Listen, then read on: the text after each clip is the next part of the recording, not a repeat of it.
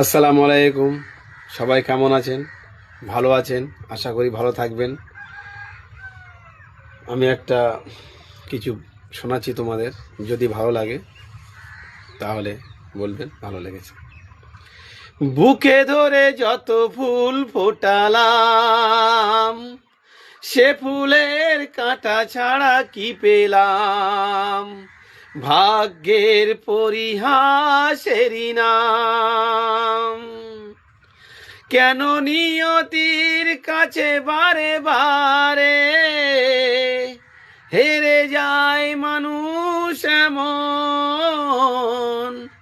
আমার মতো এত সুখী নয় তো কারো জীবন, নয় তো কারো জীবন।